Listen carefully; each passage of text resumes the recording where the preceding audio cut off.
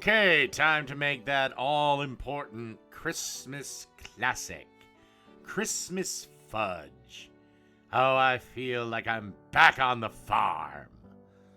Anyway, what you'll need to make this is 3 cups of semi-sweet chocolate chips, a 14-ounce can of sweetened condensed milk, and a 1/4 cup of unsalted butter. And basically what you want to do is then put this bowl in the microwave on high, and it says 3 to 5 minutes, but mine took like 6 or 7. Basically, you want to hit 5, and then every 90 seconds you just want to keep stirring it, and then keep going as time allows. Maybe my microwave wasn't the most powerful thing on the planet, but yeah, and then you just want to go till this is all incorporated and mixed together.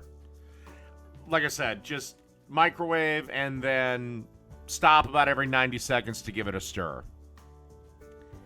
Okay. And in a well-greased 8x8 glass dish, pour your batter and then cover with tin foil. Kind of move it around so it gets evened out. And then cover with tin foil and place in the refrigerator for at least 2 hours or up to, well, essentially when your guests arrive. And then once that's done, cut it up into little about inch by inch squares.